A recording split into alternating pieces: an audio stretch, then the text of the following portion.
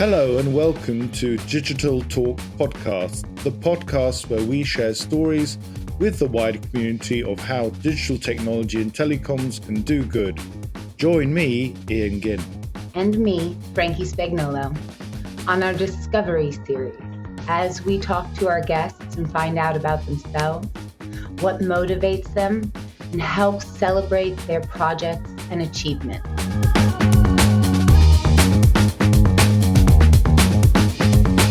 On today's episode, I'll be interviewing my co-host, Ian Ginn. Stay tuned to find out more about Ian the person, including why he is an expert with a chainsaw and what skateboarding has to do with it all. Okay, Ian, so first question, here we go. Do you have a philosophy you live by? And if so, what is your philosophy? Yeah, I do, I guess. A simple one, maybe taken, I think, might from the Bible or along those lines, about do unto others what you want done back to you, if you like. So treat others with respect where you can. You know, to be honest, it doesn't always work out that way. We're all human and fallible, but fundamentally, yes, treat thy neighbor and other people around you well. I guess the other one, which is maybe less of philosophy, but I think fits in nicely here, is that try and enjoy it while it lasts, right? Life is short. At the time when you're young, you think life is forever. As you get older, it becomes clear that it isn't. So, yeah, try and enjoy it while you can. And I know it's sort of older, wise old words. It's sort of, when you look at the young people, you sort of come up with these things, but it goes in one ear and out the other. I think that's just part of life. So, yeah, I think those two things I'd say, yeah, and try and enjoy it while you can, as well as I say, and also, yeah, try and do some good around you. Nice. I can see that about you. When you said that at first, that's definitely present in your characteristics as a human, for sure. Thank you. So here on the show, we are doing good and driving change by sharing these stories. Who is an important doing good and driving change leader for you personally? Leaders, of course, is a concept of where we want to go. We talk about government leaders, but, a leader is someone that's trying to just achieve something. I am ambassador for the unconnected, and Mea Thompson inspired me when she told her story of how she got involved with trying to connect the unconnected and what drove her to do so. She's someone I know, should say, someone I actually have met and know, and I say, trying to help her to move the dial on that as well, if you like, to use a term, an overused term. Yeah, I'd say Mea Thompson is certainly an inspirational leader. She's working with a wider team, and that's the first thing she'd say, can't be done without others, but certainly an inspirational person that, I look up to. Wonderful. Okay, so this one's a little bit different. Imagine you're stranded on a deserted island with access to only one piece of modern technology.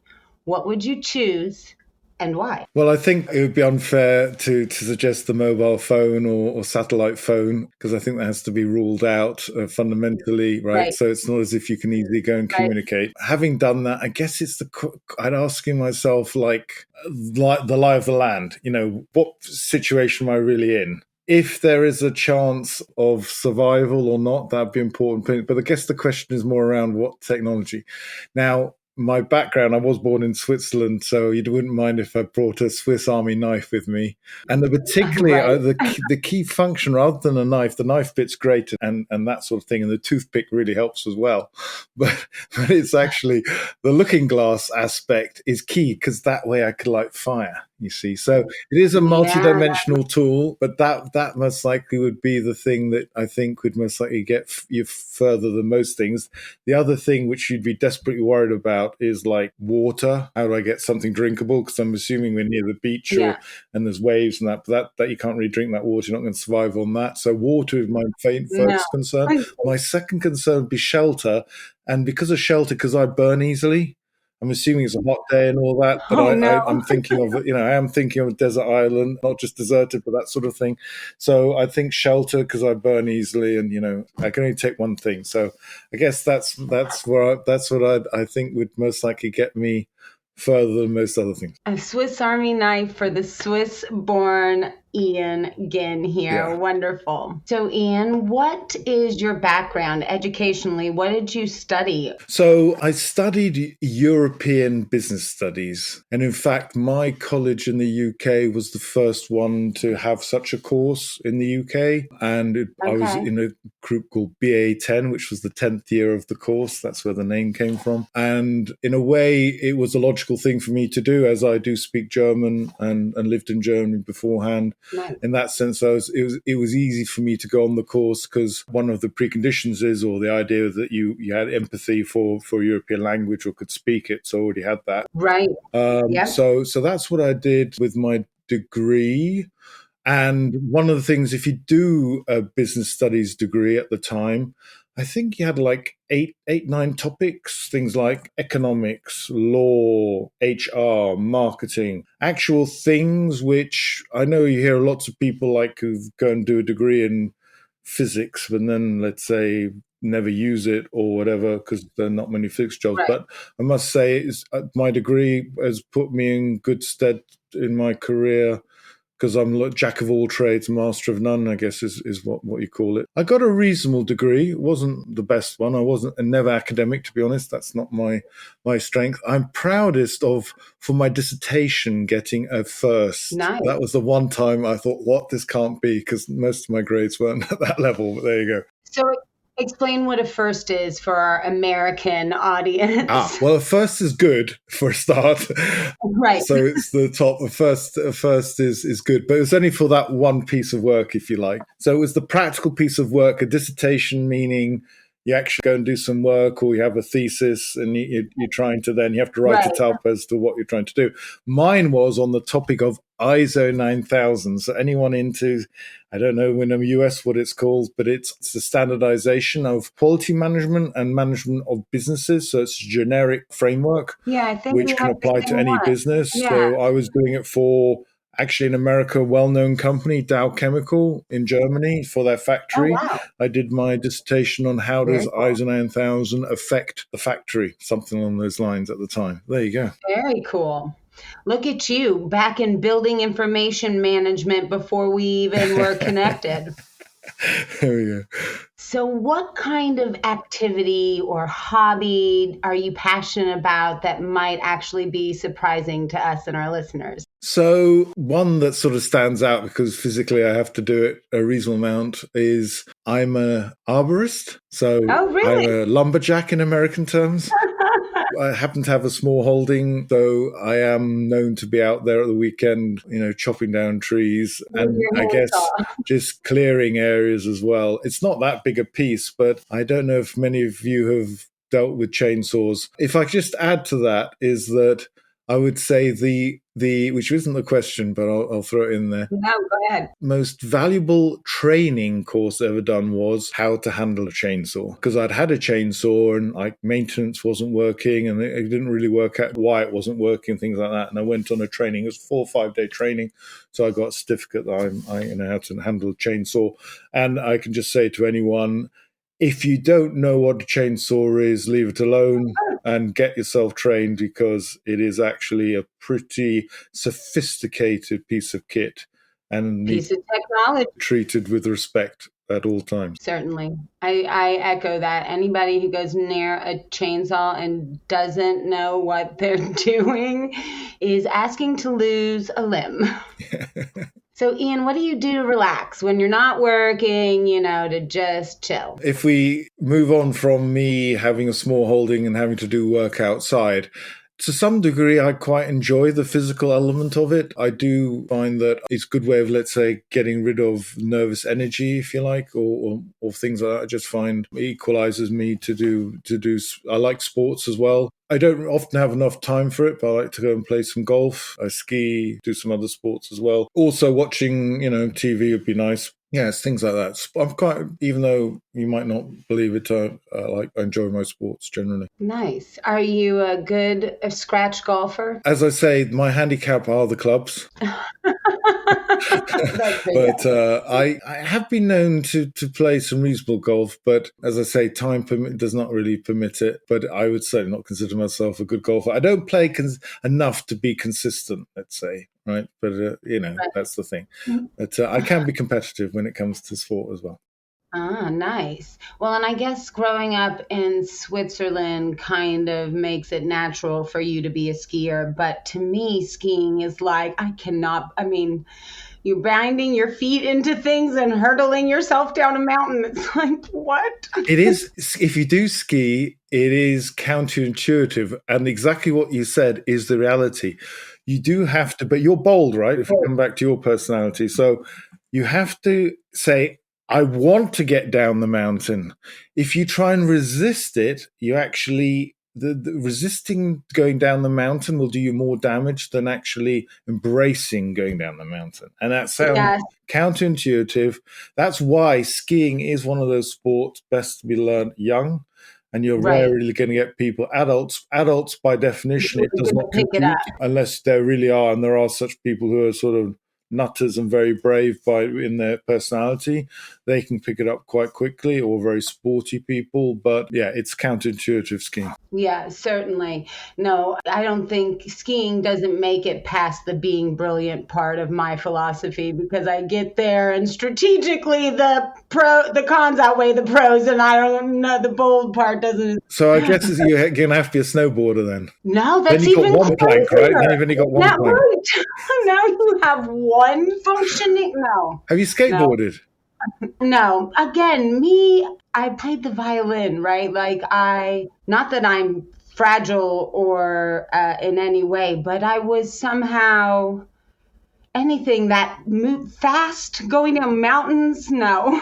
Okay. When you were a teenager, what did you want to be? Well, I moved back to the UK, having lived up to that point on the continent in Europe at the age of 13. I fancied the idea of being a Marine in the British Navy.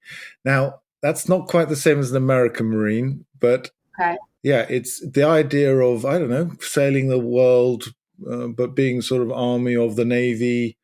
Yeah, I like that idea. So I was genuinely thinking of joining the forces. What stopped me was wise parents at the time who were not particularly enamored with that idea. Well, that idea is linked to the political climate, and that is, a moving target. And so. Yeah. Whether I would have survived the discipline element, I can be quite disciplined, and if I have to be, but I'm not sure whether the sergeant major would have liked my responses to him. A little, what do you call that? I think cheeky. I had a sheltered life, and it would have been certainly a very steep learning curve one way or another.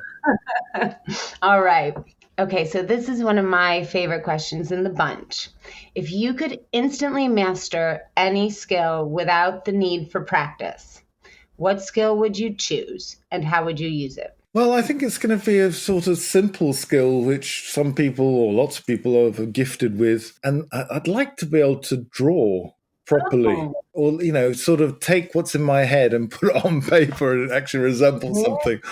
Yeah, for some reason it's like, even when I get a sheet of, and I'm sure if I went to a psychologist, he'd say there's some deficit there, but when there's a sheet of paper in front of me, I will start writing, but not necessarily having worked out left or right or top or bottom, where do I want to put the next piece of information. So it's anyway, and also my straight lines can be very wiggly. It's quite disastrous.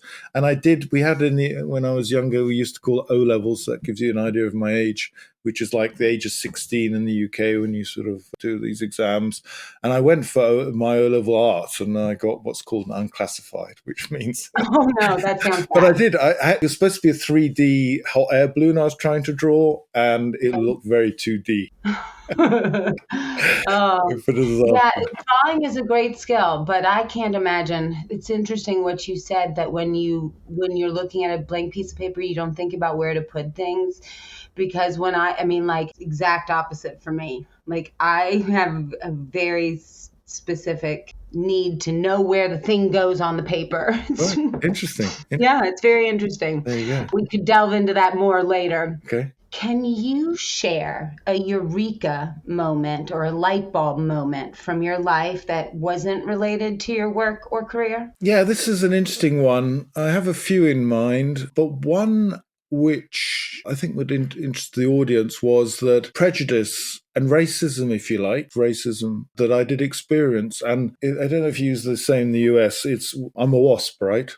I don't know if you know the WASP, right? So white Anglo-Saxon Protestant, who's been brought up in a WASP world, if you like, fundamentally. Yeah. And it comes back to being, so when I studied this business studies, part of it was to go back to Germany for a year, of which they call it a semester, which is half a year block. There's 2 semesters in a year. You had to study at the college there, University of Osnabrück. And in the city of Osnabrück, funny enough, at the time, the British had a garrison outside. Huh. This is just around, after the Cold War time still. But the British Army had a really bad reputation in the city for beating up the locals and really not being very good guests in the country. So the fact that I was at the age of 19, and could have been a squaddy, that's the word we use in England for soldiers, I was looked like with daggers, if you use the term, or like a dirt by the Germans. There was a hate and a dislike for me. And that gave me maybe the one time in my life I've had, let's say, that ability to see what it might be like for other people if you're really not liked in a place, just basically because of who you are. Wow. Thank you for that. Okay. What book, movie, or song has significantly influenced your perspective on life, and in what way? I've had to think about this one. I'm not a great book reader. Yes, there are movies and there are songs, but the one, and this comes back to seems to be a military theme in some of my answers, but I don't know if you ever come across the movie Bridge over the River Kwai. Is that something maybe before your time? I think I've heard of it, but I can't remember that I've seen it. So it's a film that has American and British actors, and the River Kwai, Bridge over the River Kwai is real. I mean, you can go and visit it today. It was a real incident in World War II where the British, primarily British, having, let's say, fighting the Japanese in Asia, were basically prisoners of war for a number of years, and they were forced labor to build a bridge over the River Kwai.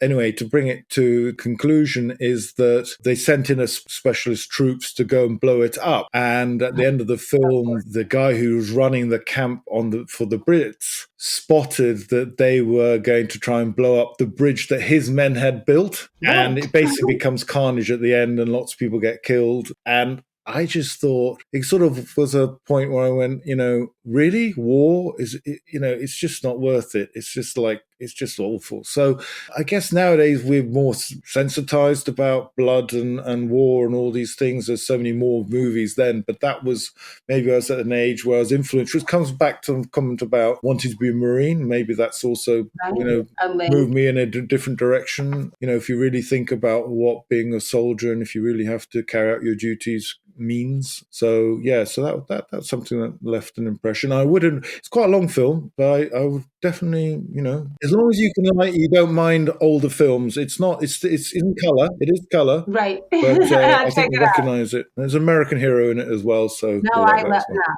So we are, I think, about halfway there with that question, number 10. So coming up is the second half of these questions. Stay with us. Thank you so much for taking the time to listen to our new podcast. If you have any feedback from today's episode or know of any stories to be told involving digital technology in telecoms doing good, then please do let us know via email, feedback@digiteltalk.com. Also, feel free to send us a message on LinkedIn. It would be great to hear from you. Before we go, if you've enjoyed today's episode and would like to support the podcast, then don't forget to give us a follow and hit the notification bell so you never miss an episode. Also, if you'd like to leave us a review or share it with your colleagues, it really helps us on the channel. This is part 1 of a 2-part podcast. So make sure to bookmark us and stay tuned. Thanks so much for being a part of our audience today, and hopefully you'll join us next time. That's all we've got time for, so it's goodbye from me. And that's goodbye from him. Bye for now.